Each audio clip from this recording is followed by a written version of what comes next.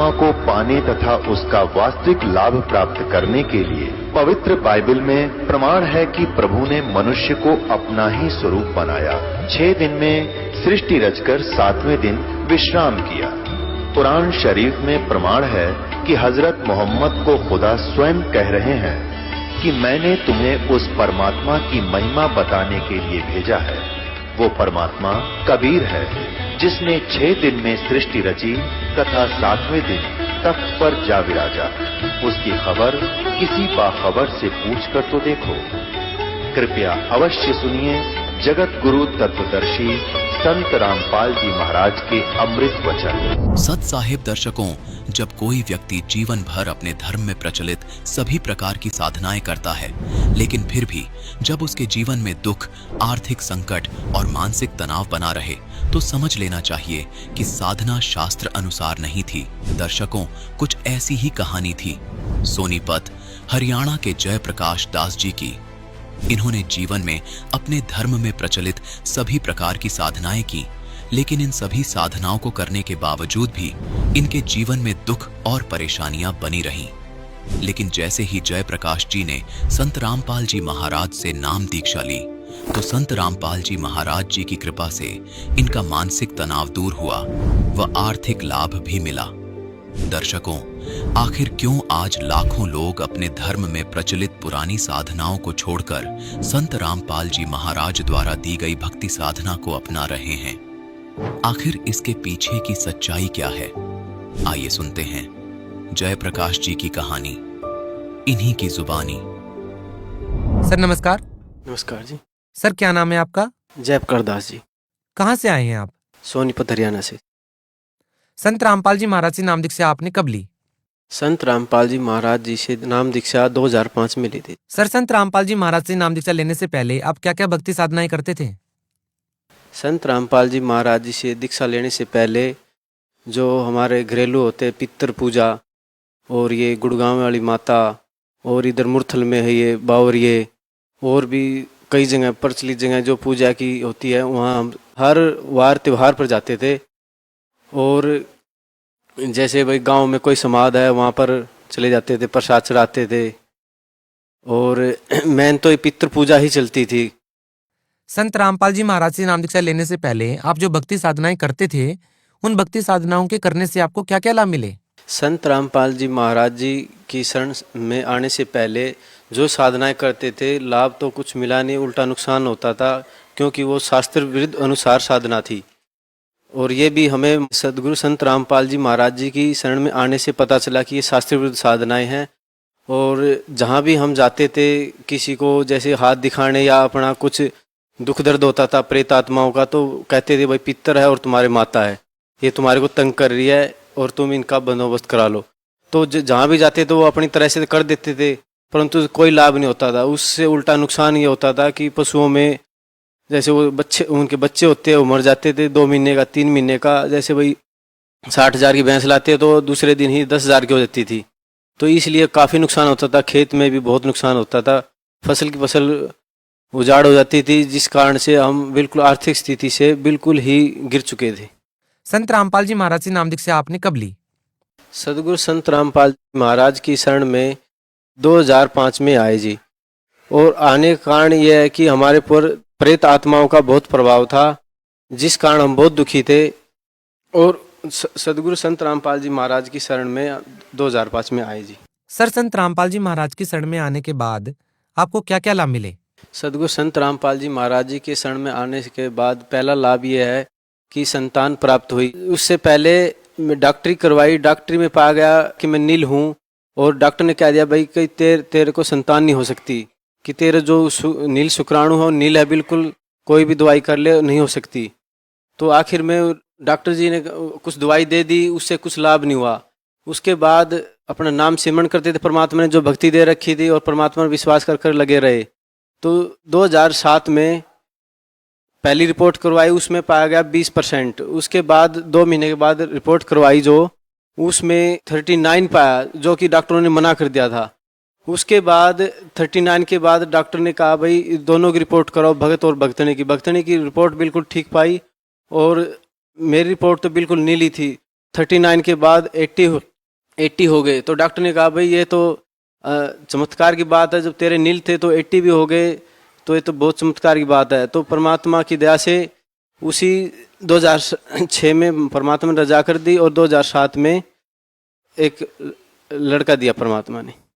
दूसरा लाभ ये हुआ कि मोक्ष मार्ग मिला। पहले जो हम भक्ति करते थे बिल्कुल ही अपरिचित थे उस भक्ति से, जो भी करते तो सारा मिल जाता था। अब ये भक्ति विधि परमात्मा ने बताई है, जिस कारण से परमात्मा ने जो हमें नाम मंत्र दिए है, दिन पर दिन लाभ होता जा रहा है। और हमें इसके बाद तीसरा लाभ ये है कि हम पहले बिल्कुल मानसिक स्थिति ऐसी थी कि हर टाइम टेंशन में रहते थे, और अब हर टाइम बिल्कुल नॉर्मल रहते हैं, और जिस कारण सबसे अच्छा बोलने चालने का मन भी करता है।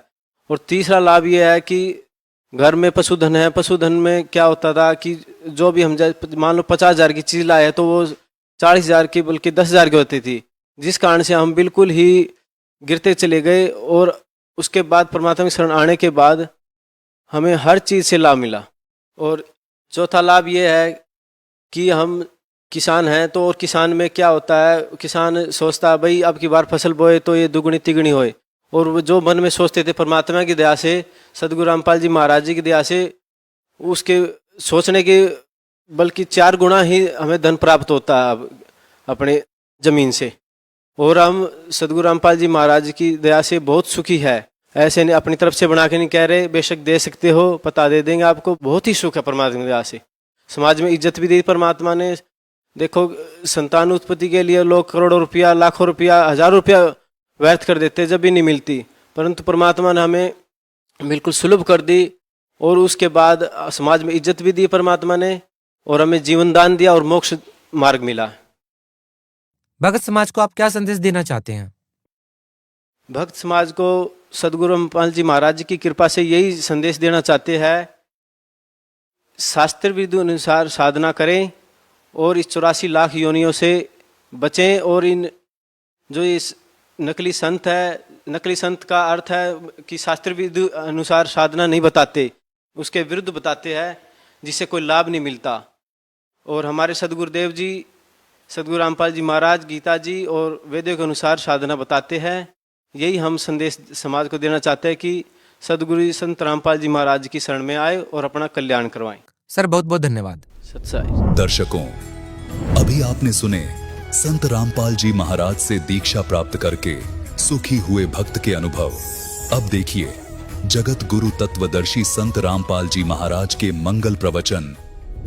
उनका शरीर शुक्र से नहीं बना, माता पिता के मटेरियल से नहीं बना, शुक्रम अकायम, उसका जो शरीर है उस शुक्र से रहित है। और ऐसनाविरम, उसके नाड़ी तंत्र नहीं है, वो कबीर परमात्मा है। तो यहाँ खुद मालिक भी कह रहे हैं कि मेरा शरीर आप जैसा नहीं है। ए स्वामी सृष्टा में और सृष्टि हमारे तीरे, दास गरीब अधर बसु में अवगत सत कबीर। मैं ऊपर रहता हूं सतलोक में, और इस सारी सृष्टि का रचने वाला मैं ही हूं। ए स्वामी सृष्टा में, सृष्टा माने सृष्टि के रचने वाला सृजनहार, और सृष्टि हमारे तीरे के सब ये सारे असंख्य ब्रह्मांड मेरी शक्ति के आधार से रुके हुए। और दास गरीब अधर बसू, अधर माने ऊपर रहता हूं, अवगत सत कबीर। सुन रामानंद राम हम, और मैं बावन नरसिंह, दास गरीब सर्व कला में मैं व्यापक सर्वंग। कि ये जो सुन रामानंद राम हम यानी पूर्ण परमात्मा मैं हूं, नरसिंह, और ये 52 रूप मैंने ही बनाए थे। विष्णु को तो निमित्त बनाया था। मैं रोवत हूं सृष्टि को, ये सृष्टि रोवे मोहे, दास गरीब इस वियोग को समझ न सकता कोई। गोता मारूं स्वर्ग में और जा बैठूं पाताले, गरीब दास ढूंढता फिरूं अपने हीरे मोती लाले। अब इस बात को सुनकर रामानंद जी से परमात्मा ने जब ये कहा कि मैं परमात्मा हूं, आपका यकीन हो या ना हो, इतना कॉन्फिडेंस से जब बात की तो रामानंद जी भगत थे, विवश हो गए सोचन पे कि उसने सुना है कि भगवान ना जाने किस रूप में आ जा। उसने सोचा कि इससे पीछे बात करूंगा, जब इतना कॉन्फिडेंस से कह रहा है कि आई एम गॉड, आम आदमी थोड़ा हो सकता है। तो उन्होंने सोचा कि मैं पहले अपनी जो दैनिक क्रिया करता हूं भक्ति की वो पूरी कर दूं। रामानंद जी कैसे करते थे? मूर्ति पूजा करते थे, लेकिन काल्पनिक करते थे। जैसे कल्पना करते हैं कि भगवान विष्णु की मूर्ति सामने बन गई, रोज का अभ्यास था, मानसिक पूजा थी उनकी। और फिर वो क्या करते हैं, स्थूल कैसे कर्मकांड करते हैं ये लोग, भगवान विष्णु की मूर्ति के सारे कपड़े उतारते हैं, उनको नवाते हैं, फिर नए धोए हुए कपड़े पहनाते हैं और सब तिलक लगाते हैं, गले में कंठी एक मनिये की माला डालते हैं, ऊपर से मुकुट डाल देते हैं।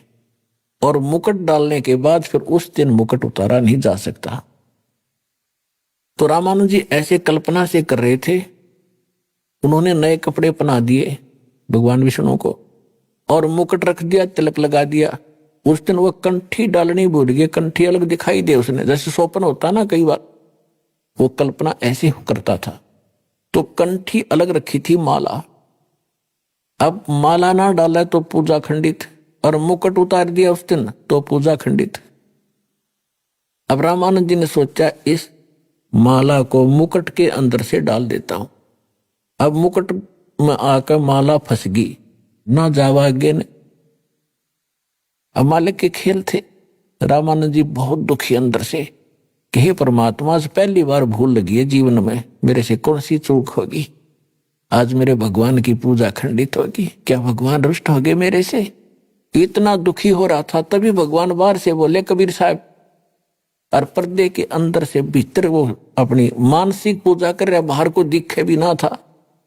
तब परमात्मा ने कहा कि स्वामी इसकी गांठ खोल लो माला की और फिर गले में डालकर भगवान का बांध दे, मुकुट उतारना नहीं पड़ेगा, आपका काम बन जाएगा। अब वो किसकी माला उतारे था, कहां उसने मुकुट देखा था? एकदम खटका धक्का सा लगा रामानंद जी को कि कहीं कोई मूर्ति बाहर नहीं, मैं क्या कर रहा हूं ये को कौन जान सकता है? ये तो सामने परमात्मा खड़े। अपने आत्माओं ब्राह्मण सोए जो ब्रह्म पहचाने, जो भगवान ने पहचान ले वो ब्राह्मण होता है। अब एक तरफ तो सारा समाज ब्राह्मण खड़ा और इज्जत का नाश हुआ, जो लाहे के बालक के सीने से लगावे, उसकी तरफ साख मिट्टी में मिल जानी थी, सारा उसका तो प्रोग्राम खत्म हो जाना था और कोई चेला नहीं रहना था ब्राह्मण उसका, और दुनिया में वो निंदा का पात्र बनना था। एक तरफ तो उसने समाज दिखा था, एक तरफ उसने भगवान दिखाई देता। तो इसको पंडित कहते हैं। डोडी पर्दा दूर भगा और एकदम बाहर आके सबके सामने नो बैठी थी जनता और धानक के लड़के को सीने से लगा लिया। और जब सीने से लगाया तो उनका शरीर ऐसा था जैसा रुई का होता है। तब मन की पूजा तुम लखी, गरीबदास जी की वाणी में परमात्मा की महिमा लिखी। मन की पूजा तुम लखी, ये मुकुट माल परवेश। रामानंद जी कह रहे हैं, गरीबदास गति कौन लुख, तेरा कौन वर्ण के वेखे। अब रामानंद जी कह रहे हैं, परमात्मा आपकी महिमा ने कौन समझ सकता है? आपको कैसे भगवान माने या जनता? आप किस तरह रूप में खड़े हो? एक छोटा सा बालक धोती बांधे खड़ा, सिंपल सा, और किस वर्ण में, जुलाहे के घर तो वैसे आपकी लीला कर रही हो। तो कहते हैं, मन की पूजा तुम लखी, ये मुकुट माल परवेश। गरीबदास गति कौन लखे, तेरा कौन वर्ण के भेख। ये तो शिक्षा तुम दई, ये मान ली मन मोरे। गरीबदास को मल पुरुष और हमरा वदन कठोरे। गरीबदास जी कह रहे हैं कि स्वामी रामानंद जी ने जब उनको सीने से लगाया, डोडी पर्दा दूरे कर वो लीना कंठ लगाए।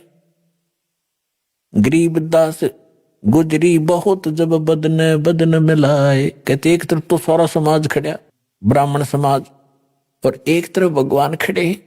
कहते उस महापुरुष ने, उस ब्राह्मण ने समाज को नहीं देखा, परमात्मा को देखा, जिसके लिए वो भटक रहा था सामने खड़ा, तो सीने से लगा दिया। कहते मन में तो बहुत बीती, अके कहेगी जनता, लेकिन भगवान खड़ा जिसके लिए भटक रहा, और उम्र खत्म होने को हो रही, 104 साल का बूढ़ा हो रहा, तुरंत सीने से लगा लिया। अब क्या कहते हैं, ये तो दीक्षा तुम दी, ये मान ली मन मोरे, गरीबदास को मल पुरुष और हमरा बदन कठोरे। कि हे परमात्मा, आपको कैसे परमात्मा मानना या बड़ी जनता, आप किस रूप में खड़े हो, एक धानक रूप में आप पल रहे हो।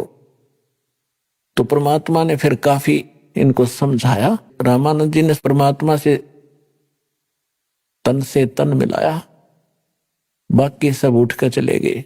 पंडित जी तो सारे खिसक गए।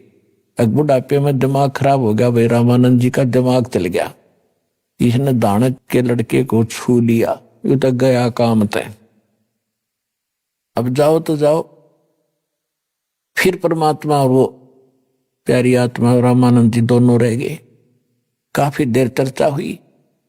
लास्ट में रामानंद जी ने कहा, स्वामी मैं बच्चा समाधिस्थ होता हूं, आपकी सारी बात मुझे समझ में आ रही है, लेकिन मैं वहां तक जाता हूं, सारी उम्र मैंने ऐसे कर दिया।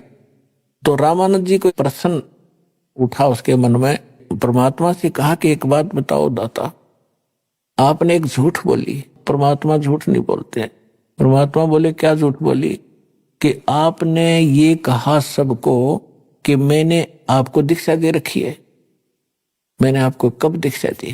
तो परमात्मा ने कहा कि एक याद करो, एक दिन आप स्नान करने गए थे, मैं वहां घाट पर लेटा हुआ था, मुझे निद्रा आ गई थी और आपकी खड़ाऊ मेरे सिर में लगी थी, और आपने कहा था बेटा राम राम बोलो, आपने दीक्षा दे दी, मैं आ गया, आप मेरे गुरु, मैं आपका चेला। तो उसके ध्यान में आई कि वो बच्चा तो छोटा था, आप तो 5 वर्ष के, 2.5 वर्ष के बालक का और 5 वर्ष के बालक का डबल डिफरेंस हो जाता है एज में, हाइट में, यानी कद में। तो उन्होंने कहा कि वो तो छोटा बालक था, आप तो बहुत बड़े हो।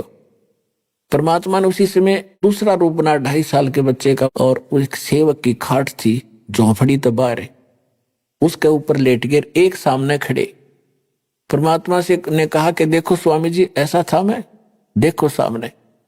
अब रामानंद जी ने 6 बार तो इधर देखा, और 6 बार वो 5 साल के बालक के रूप में देखा।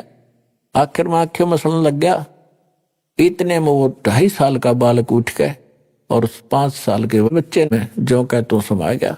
तब रामानंद जी का जचा कि वो भगवान है बालक को ना। फिर रामानंद जी ने कहा कि बच्चा एक बात और बता, क्योंकि वो मन जो है ज्यादा ही शंका पैदा करता है जब सच्चाई के निकट आता है, सैकड़ों प्रश्न उठा देता है। तो उसने कहा कि मैं जब दीक्षा देता हूं, कुछ और मंत्र देता हूं, राम राम मंत्र मैं नहीं देता। परमात्मा ने कहा आप ओम मंत्र देते और उसको गुप्त रखने के लिए कहते। जैसे हम सच्चाई बोलते हैं, ये हमारा मंत्र नहीं है, तो पहले जो राम राम बोला करते थे ये मंत्र नहीं था, मंत्र वो ओम नाम ही देते थे। ओम नमः शिवाय ये अलग देते थे, ओम भगवते ओम नमः भगवते वासुदेव ये अलग नाम होता, और सिंपल ओम नाम देते थे, उसको गुप्त रखने को कहा करते थे। रामानंद जी ने सोचा भाई ये तो बालक के विघ्न है, ये तो सचमुच खुदा आ गया, भगवान आ गया।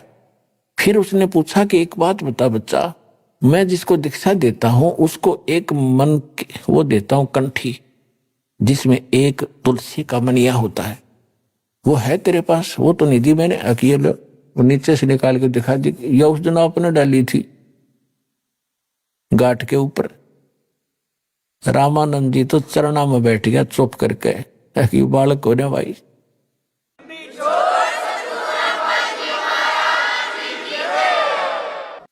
फिर परमात्मा ने कहा था अग्रम अग्रम छोड़ दे, सुनो हमारी बात, कि स्वामी जी अग्रम अग्रम नहीं चलेगी, कल्याण करवाओ, तुम्हारे लिए आया हूं मैं। फिर उसने एक आंट और अड़ा दी कि मैं समाधिस्थ होता हूं, परमात्मा बोले चल वो क्रिया भी कर। समाधिस्थ होकर कहाँ पहुंचा, आगे जाके कहते हैं योग युक्त ब्रह्मचारी थे बचपन से ही, 104 साल के हो गए थे, 5 वर्ष के भगवान बैठे थे सामने बालक रूप में। योग युक्त प्राणायाम कर जीता सकल शरीर, और त्रिवेणी के घाट पर वहां अटक रहे बलबीर। समाधिस्थ होकर अंदर जाते थे, आगे जाके त्रिकुटी पर 3 रास्ते हो जाते हैं, त्रिवेणी शुरू होती है। इनको तो ढंग से त्रिकुटी का भी ना पता, वो तो बहुत अंदर का खेल, ये हमारे सट्टे सुनी सुनाए। तो जब ये वहां पहुंच गया त्रिकुटी पर, 3 रास्ते हो जाते हैं। परमात्मा ने कहा कि अब कहां जा, और परमात्मा साथ दिखे बालक रूप में ऊपर, जहां वो पहुंची उसकी समाधि। परमात्मा ने कहा स्वामी जी ये आ गया तेरा आखिरी स्टेशन, अब कहां जाओगे? पता नहीं, इससे आगे मुझे नहीं मालूम, मैं बताता हूं। ये जो लेफ्ट साइड वाला, ये मृत्यु के बाद आप इधर जाओगे, और ये आगे जाके पहला ही स्टेशन, इसके ऊपर पहला जो मुकाम है, स्थान है, वो धर्मराज का है। वो आपका अकाउंट लेता है, और जिसने जहां की भक्ति कर रखी है उसी इष्ट को के धाम को तुरंत भेज देता, वहां कोई सुनवाई नहीं होती फिर। और इधर ये साथ में तो तीसरी इधर का रास्ता है, इसमें वो ऋषि महर्षि जो अलग रहते हैं, ये उधर जाता है, इधर कोई नहीं जा सकता। वो रास्ता है लेकिन आम आदमी अलाउड नहीं। और इधर जो सामने रास्ता है ये ब्रह्मरंध्र है, और ये ब्रह्मरंध्र खुले बिना ब्रह्मलोक भी नहीं जा सकते तुम। तो इस ब्रह्मरंध्र तुम्हारे किसी मंत्र से नहीं खुल सकता। तो उन्होंने खूब अपना सिमरण करके देखो, खूब सिमरण किया, नहीं खुला। तो परमात्मा ने कहा कि मेरे पास सतनाम है, उस 2 अक्षर के मंत्र से ये ब्रह्मरंध्र खुल जाता है सामने का। मैं सिमरण करके दिखाता हूं। तो उन्होंने सिमरण किया, एकदम वो एकदम खुल गया, और स्वामी जी को अंदर लेकर गए। आगे सारा कुछ दिखा के ब्रह्मांड परब्रह्म के लोक में प्रवेश किया। फिर सतलोक में गए, 12वां द्वार पार करके।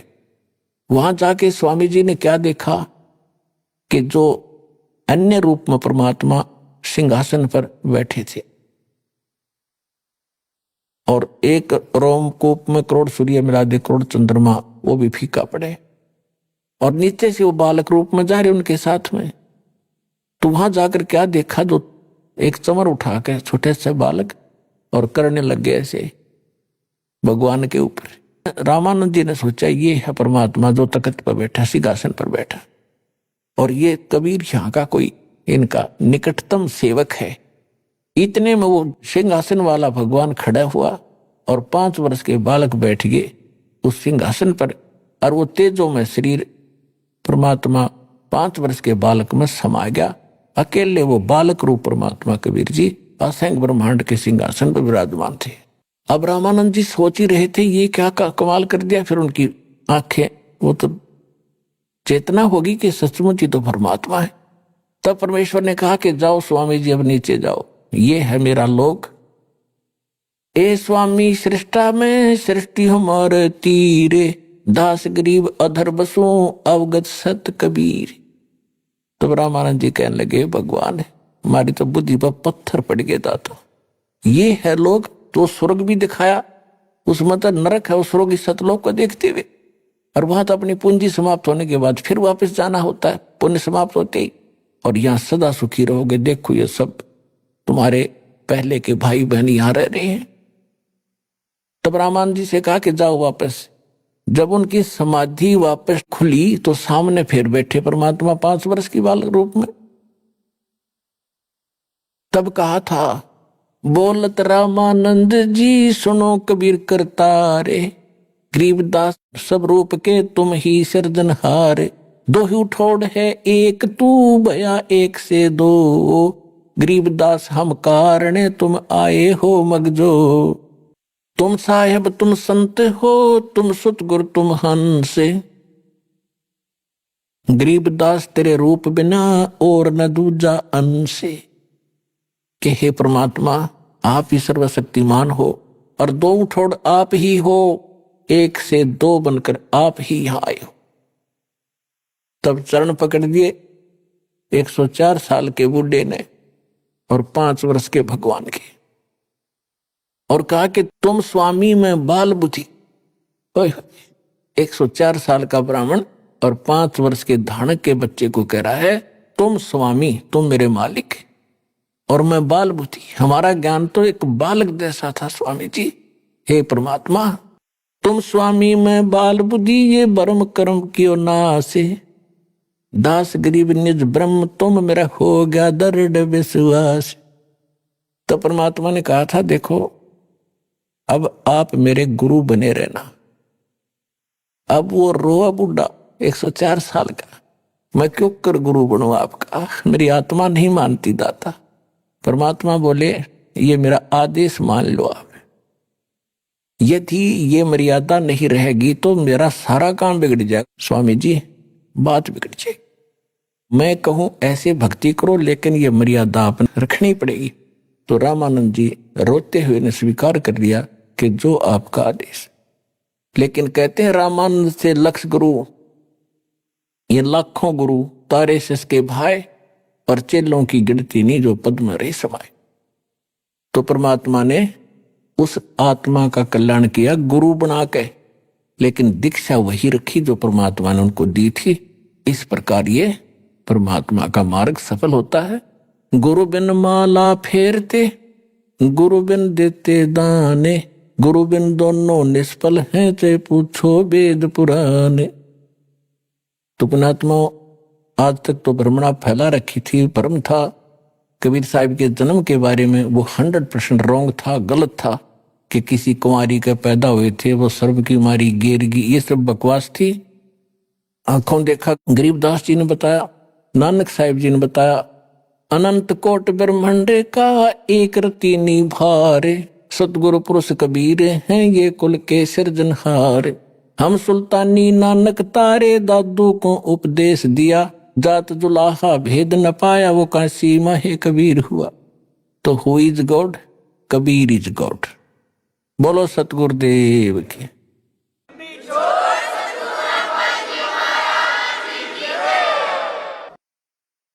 परम पिता परमात्मा पूर्ण ब्रह्म सर्व सृष्टि रचनहार कबीर परमेश्वर जी की असीम रजा से आप सभी पुण्यात्माएं परमात्मा की अमर कथा सुनने के लिए इस सत्संग स्थल पर उपस्थित हुए।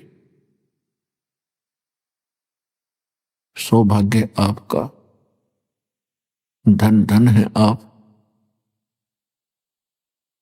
ऐसे घोर कलयुग में आपके अंदर परमात्मा की तड़फ है। चारों तरफ आग लगी हुई है। माया को इकट्ठा करने में ऐसी दौड़ लग चुकी है। इंसान कुछ भी आगा पीछा नहीं देखता है, बुरा भला कुछ नहीं देखता है, केवल माया संग्रह करने की होड़ लगी हुई। सत्संग में आने से पता चलता है कि मनुष्य जीवन प्राप्त करके हमने कौन से कर्म करने चाहिए और कौन से ना करने चाहिए। कोई कसाई है, बकरे काट रहा है, बढ़िया इनकम हो रही है, बड़ा खुश है, उस काम को बहुत अच्छा मान रहा है क्योंकि उसको बेनिफिट घना हो रहा है। अब परमात्मा के तत्व ज्ञान रूपी चश्मों से हम देखेंगे सैनक से, तो पता चलेगा वो कितने कुकर्म कर रहा है, कितने दुष्कर्म कर रहा है, कितने खोटे कर्म कर रहा है। इसी प्रकार जो रिश्वत लेता है, मिलावट करता है, धोखा करता है, वो उस कसाई से भी बदतर है। हम मनुष्य जीवन प्राप्त करके ही अपने कर्मों को सुधार सकते हैं और किसी योनि में, किसी शरीर में, किसी बॉडी में, पशु पक्षी के में हम कर्म बना नहीं सकते। अपने किए हुए कर्मों का केवल भोग ही भोग सकते हैं। और जो समय हमारा कर्म बनाने का होता है, सत्संग के अभाव से हम उसमें भी कर्म बिगाड़न पर ही लगे रहते। और जिस लोक में आप रह रहे हो, हम रह रहे हैं, ये लोक ठीक नहीं है। यहाँ का जो कंट्रोलर है, यहाँ का जो स्वामी है, वो नेक नहीं है, वो परमात्मा नहीं है। भले ही हम उसको परमात्मा कहते हैं। जैसे कोई बदमाशों का ग्रोह होता है, उनका भी एक मुखिया होता है, उसको भी वो अपना मालिक मानते हैं, स्वामी मानते हैं, बॉस मानते हैं। लेकिन वो बॉस उनसे क्या कर्म करवाता है, अंडरस्टूड है। इसी प्रकार यहाँ का जो बॉस है, यहाँ का जो स्वामी है, ये ब्रह्म है। संतों ने इसको काल कहा है। और जिसका नाममय काल है, तो उससे हम आशा क्या करें कि वो कोई सुख भी दे सकता आपको, या भूल थी अपने। तो इस काल भगवान ने, ये यहाँ के बोस ने, 21 ब्रह्मांड के स्वामी ब्रह्म ने अपने को दुखी करने का एक बहुत अच्छा सुनियोजित जाल फैला रखा है। और उसके तहत हम फंसे पड़े हैं। अब परमात्मा आए, सतगुरु आए दया करी, ऐसे दीन दयाले, बंदी छोड़ वृत्तास कहा, जठरगनी प्रतिपाले। के सतगुरु आए दया करी, ऐसे दीन दयाल। और वो दीन दयाल हमारे मालिक हैं, सबके दाता हैं, सबके विधाता हैं और सबके मालिक हैं। और हम अपनी गलती से इस काल के जाल में फंस गए। अब हम विवश कर दिए इसने, एक रोटी और पेट के लिए, कोठी और कार के लिए। हम मर जाते हैं, वो इच्छाएं पूरी नहीं होती। और परमात्मा ने आके हमें याद दिलाया है कि इस मनुष्य जीवन में आपने कौन से कर्म करने चाहिए। श्रीमद् भगवत गीता अध्याय नंबर 4 के श्लोक नंबर 32 में गीता ज्ञानदाता कहता है कि अर्जुन, जो मैंने अभी आपको गीता अध्याय नंबर 4 के श्लोक नंबर 25 से लेकर 30 तक जो ज्ञान दिया है, इसमें कोई तो केवल यज्ञ हवन ही करके संतोष किए बैठा है कि मैं साधना कर रहा हूं और ये मेरी भक्ति बिल्कुल सही है। कोई स्वाध्याय करता है प्रतिदिन, सुबह दोपहर शाम को, सुबह शाम कोई पाठ कर लेता है किसी गीता जी का, वेदों का या अन्य किसी वाणी का। और कोई केवल योग साधनाएं करते हैं, कोई घोर तप तपते हैं और कोई अहिंसावादी तीक्ष्ण व्रत रखते हैं, जैसे मुंह पर पट्टी डाल के नंगे पैरों चलते हैं। और ये सभी के सभी व्यक्ति अपनी साधनाओं को पापनाशक जानते हैं। लेकिन परमात्मा स्वयं आते हैं, अपने मुख कमल से जो ज्ञान बताते हैं वो तत्व ज्ञान है, उसको सूक्ष्म वेद कहते हैं। वो 5वां वेद है। और उस 5वें वेद के अंदर कंप्लीट कोर्स होता है परमात्मा के पाने का। कंप्लीट साधना है, कंप्लीट ज्ञान है, उसको तत्व ज्ञान कहते हैं। उस तत्व ज्ञान को तू चौथे अध्याय के 34वें श्लोक में कहा है। उस तत्व ज्ञान को जो परमात्मा अपने मुख कमल से आकर बोलता है, उसको तत्वदर्शी संतों के पास जाकर समझ। उसके अंदर बड़े विस्तार के साथ धार्मिक यज्ञों की जानकारी है, अर्थात धार्मिक अनुष्ठानों की जानकारी दी गई है विस्तार के साथ कि कौन से कर्म करने चाहिए, कौन से नहीं, कौन सी भक्ति ठीक है, कौन सी गलत है। तो इससे एक बात तो यह सिद्ध हुई कि सूक्ष्म वेद के अतिरिक्त जितने भी वेद हैं, ज्ञान है, गीता है, ये कंप्लीट नहीं है। और इनकम्प्लीट से फिर लाभ क्या होगा? जैसे आप कोई मोबाइल नंबर से कोई नंबर मिलाते हो और एक नंबर ज्यादा या कम लग जाता है, तो आपका वो काम बना नहीं, रॉन्ग नंबर हो गया। ठीक इसी प्रकार अध्यात्म मार्ग के अंदर कंप्लीट ही साधना चाहिए, संपूर्ण। और संपूर्ण परमात्मा, और तभी हमारा संपूर्ण मोक्ष होगा, पूर्ण मोक्ष होगा। आज आपको थोड़ा सा वो सूक्ष्म वेद सुनाएंगे और उस परमात्मा ने उसमें क्या जानकारी है इसकी थोड़ी सी विश्लेषण भी साथ साथ करेंगे। अपने आत्माओं, थोड़ा सा पहले ये बताना अनिवार्य है कि जिस ग्रंथ को आधार मानकर दास आपको अब ज्ञान सुनाएगा, ये आदरणीय गरीबदास साहिब गांव छुडानी, जिला झज्जर, हरियाणा वाले की अमृतवाणी है। और इन गरीबदास साहिब जी का जन्म संवत 1774 यानी सन 1717 में हुआ था। जब ये 10 वर्ष के बालक हुए, इनको परमात्मा मिले थे, परमेश्वर मिले थे। आदरणीय गरीबदास साहिब जी का जन्म एक जाट किसान परिवार में हुआ था और छुडानी के अंदर इनके मामा थे, नानके थे। इनका मूल गांव करौथा, जिला रोहतक, हरियाणा के अंदर है। ये अपने नाना के यहां रहा करते थे। इनके पूज्य पिताजी वहां घर जमाई रहा करते थे। गरीबदास जी के माता के कोई भाई नहीं था, जिस कारण से उनके गरीबदास जी के पूज्य पिताजी श्री बलराम जी धनखड़ वहां घर जमाई रहा करते थे। वहीं इनका जन्म हुआ था 10-12 वर्ष के बाद वहां रहने लगने के उपरांत।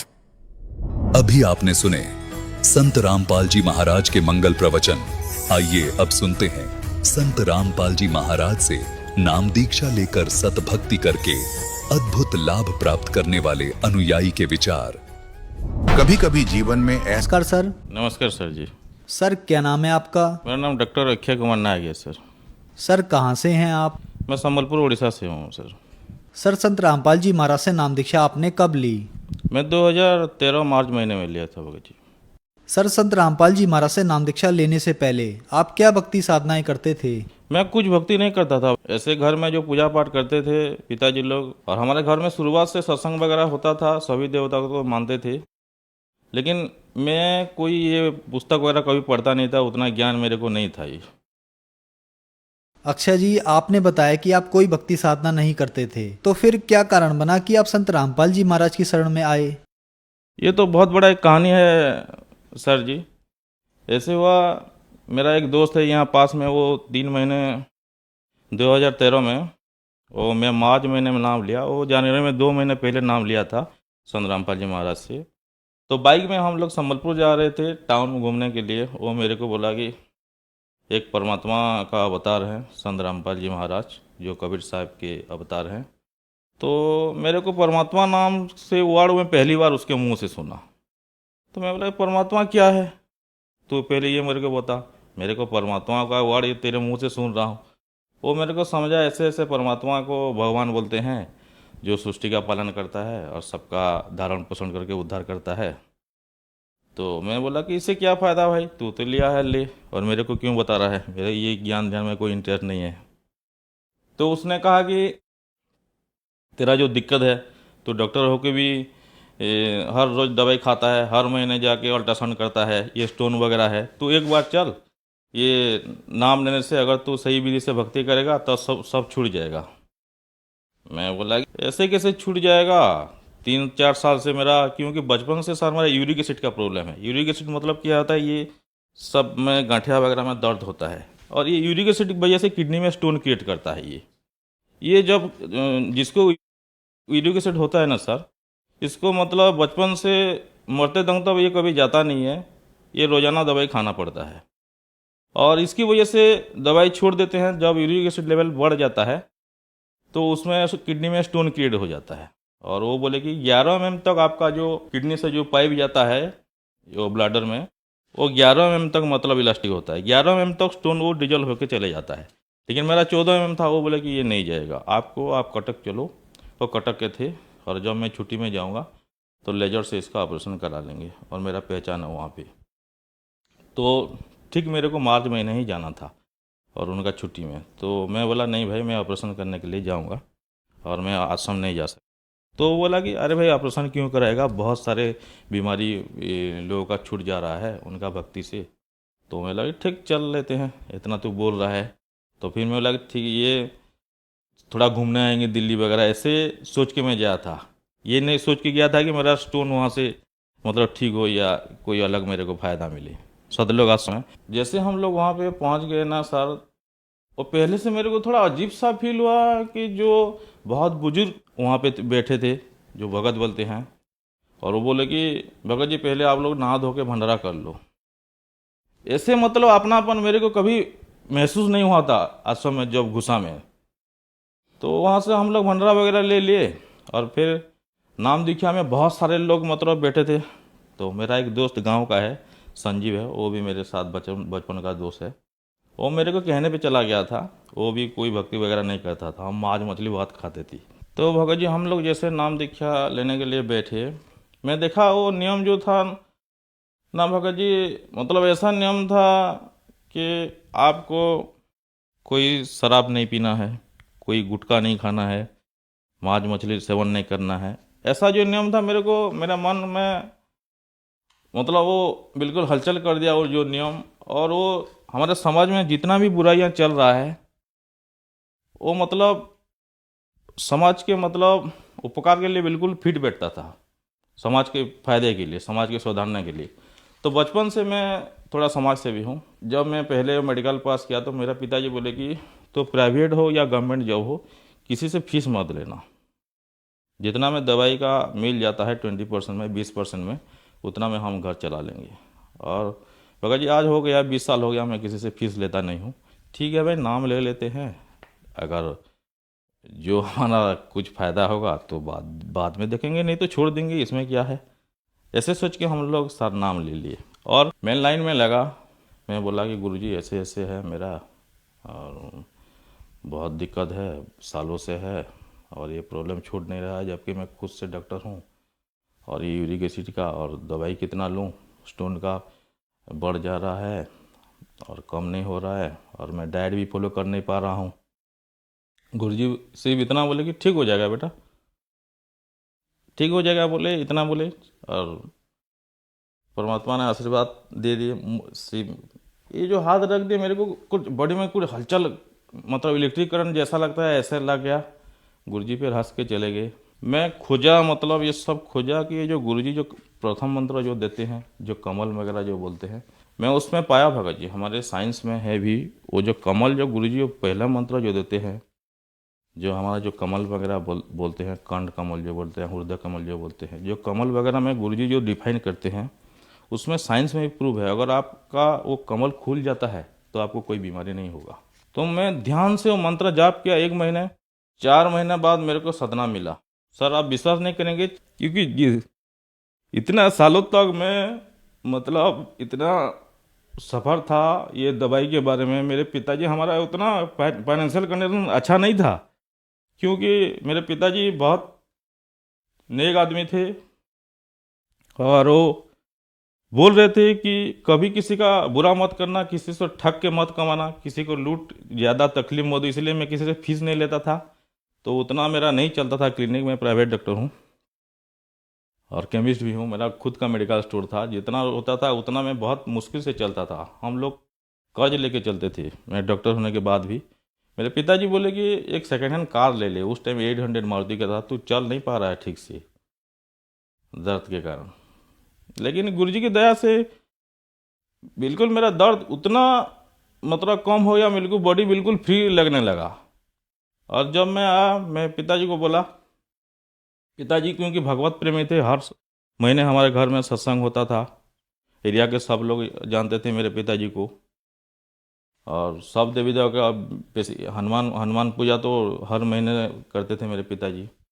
मैं ज्ञान गंगा पुस्तक दी मेरे पिताजी को और बोला कि पिताजी यही परमात्मा है, आप बिल्कुल ये झूठे चक्कर में मत पड़ो, आप अपना जीवन कल्याण करा लो। मैं इसका जीता जागता आपका प्रूव हूँ।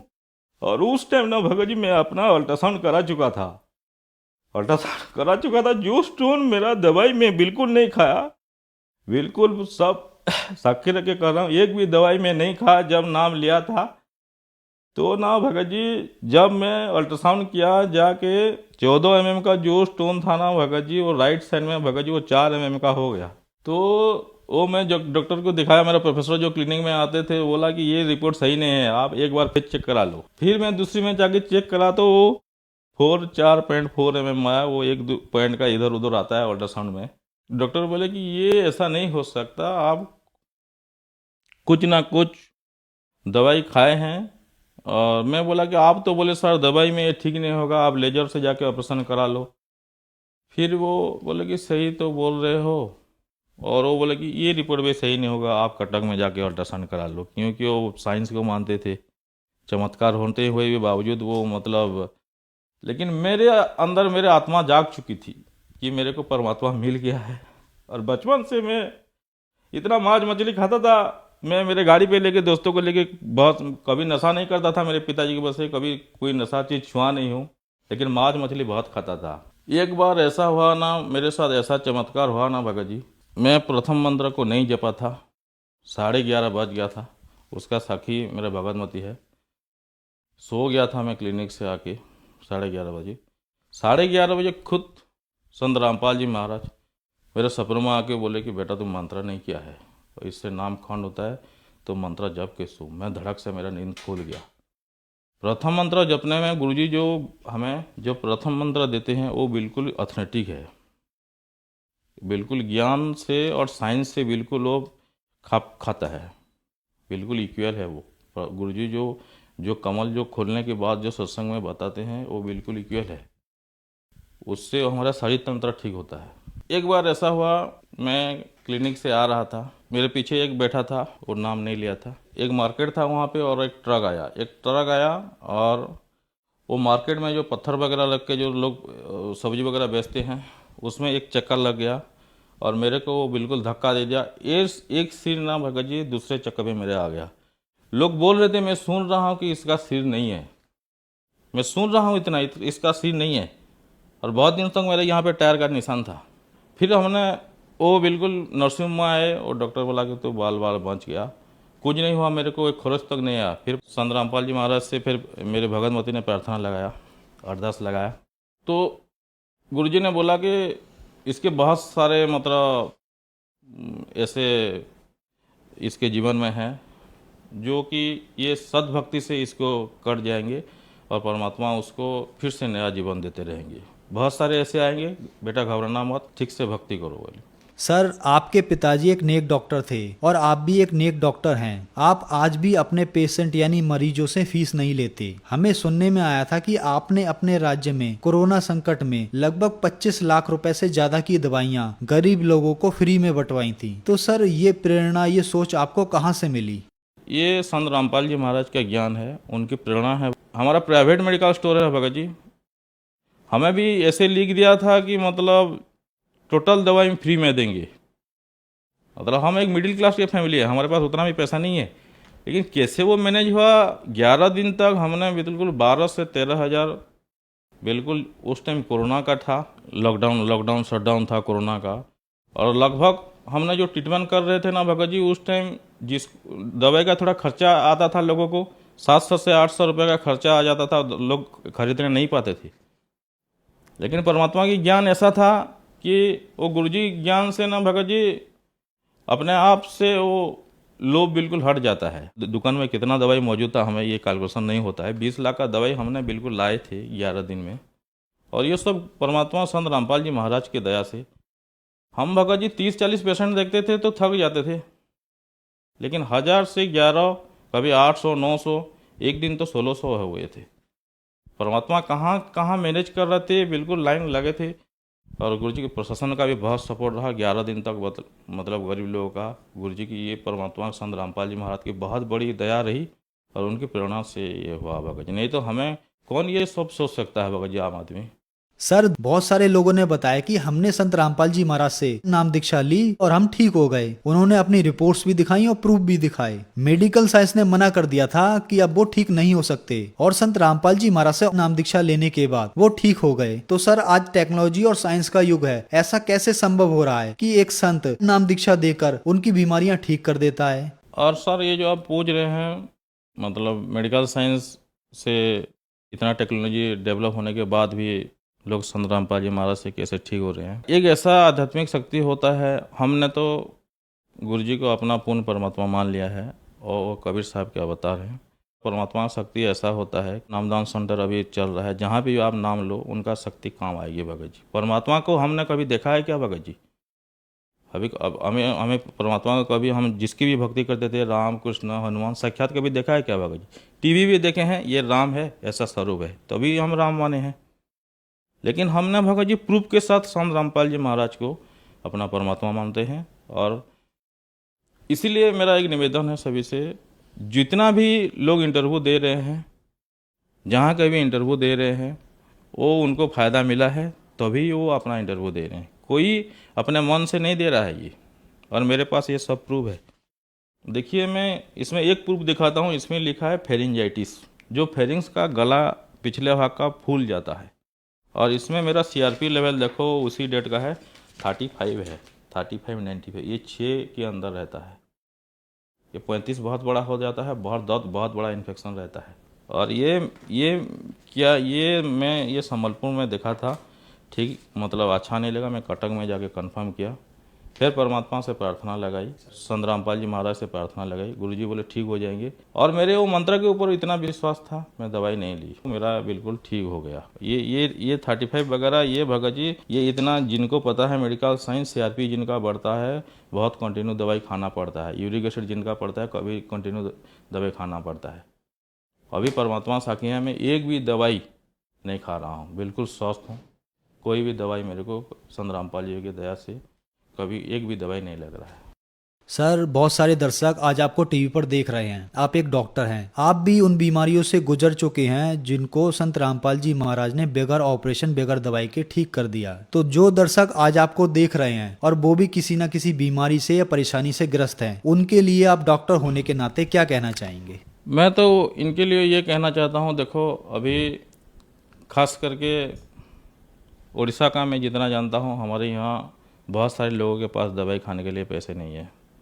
बहुत लाइलाज जैसे बीमारी है, किडनी का बीमारी है, हार्ट का बीमारी है, लोग बिना, गवर्नमेंट तो जितना हेल्प कर रहा है, फिर भी लोग बहुत मर रहे हैं। उन सभी से मेरा निवेदन है, आप एक बार संत रामपाल जी महाराज का सत्संग सुने, बहुत सारे चैनलों में अभी आ रहा है, ज्ञान को देखे, और जो ज्ञानगंगा पुस्तक है उसको आप जो आपके घर में है, आप जिसको जो पुस्तक है गुरुजी जो बता रहे हैं, जो श्लोक बोल रहे हैं, आप उसके साथ मिलान करें। आपको सही लगे तो आप उस नंबर पे, जो चैनल पे नंबर आ रहा है, उस पर कॉन्टैक्ट करें। और बहुत सारे अभी नाम दीक्षा केंद्र खुल रहा है, और उसमें आप संत रामपाल जी महाराज से नाम लेके अपना कल्याण करवा सकते हैं। धन्यवाद सर। Thank you.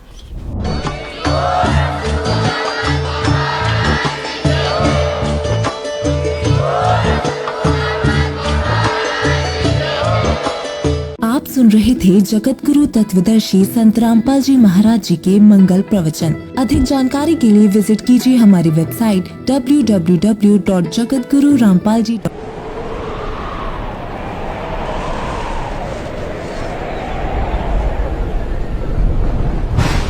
लगता है कुछ दिव्य घटना घटने वाली है।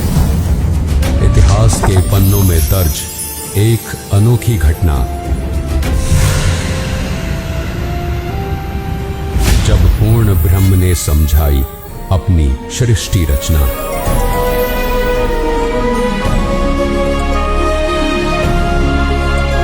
दिव्य लोकों की यात्रा पर जब निकला एक नन्हा बालक,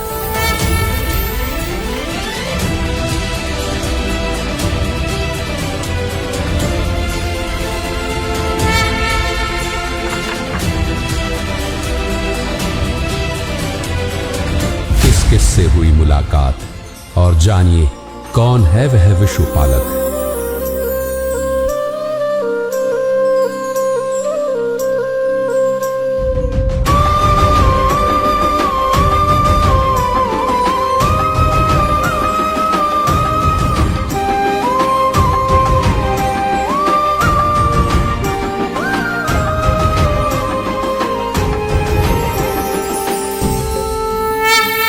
अमर ग्रंथ का इतिहास और एक मां की ममता को करेंगे उजागर। ओ मेरे राज दुलारे, ओ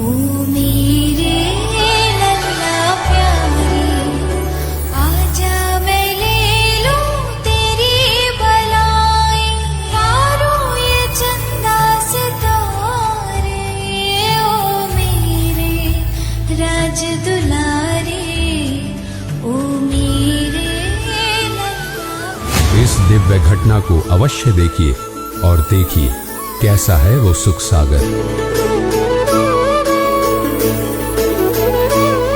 गरीबदास जी महाराज की सतलोक यात्रा देखिए एआई वीडियो दिनांक 4 अप्रैल 2026 को शनिवार शाम 5 बजे केवल संत रामपाल जी महाराज यूट्यूब चैनल पर।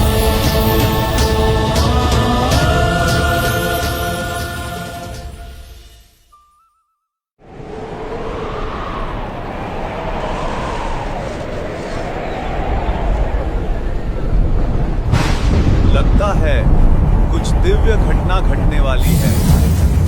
इतिहास के पन्नों में दर्ज एक अनोखी घटना। जब पूर्ण ब्रह्म ने समझाई अपनी सृष्टि रचना।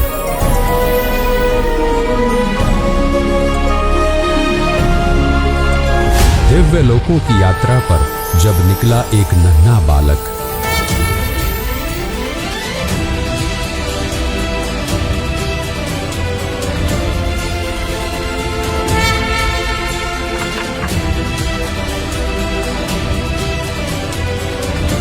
किससे हुई मुलाकात और जानिए कौन है वह विश्वपालक।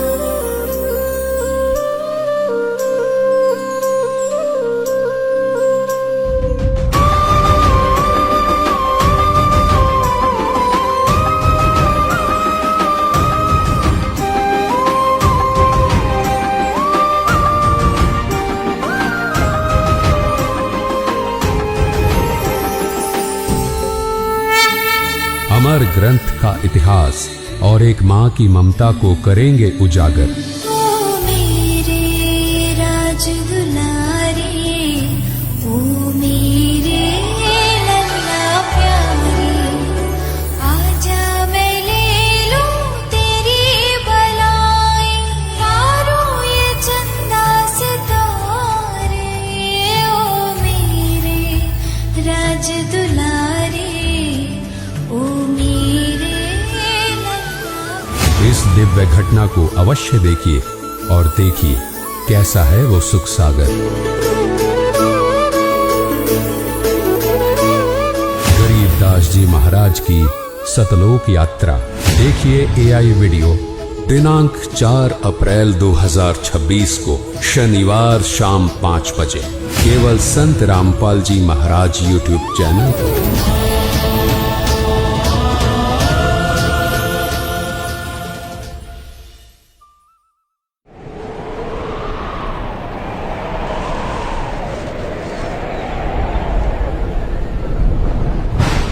लगता है कुछ दिव्य घटना घटने वाली है।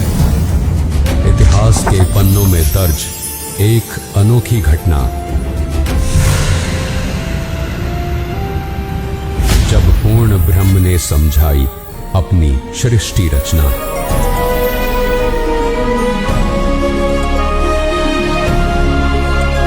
दिव्य लोकों की यात्रा पर जब निकला एक नन्हा बालक।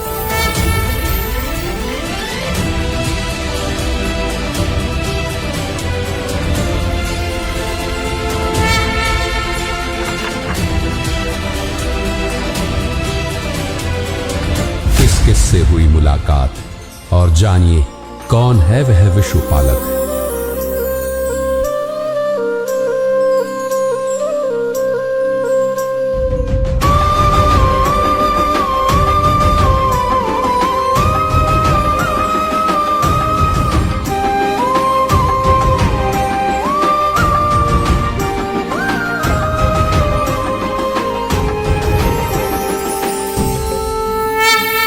अमर ग्रंथ का इतिहास और एक मां की ममता को करेंगे उजागर। ओ मेरे राज दुलारे, ओ मेरे लल्ला प्यारे, आजा मैं ले लूं तेरी बलाई, यारो ये चंदा सितारे। ओ मेरे राज दुलारे, ओ मेरे इस दिव्य घटना को अवश्य देखिए और देखिए कैसा है वो सुख सागर।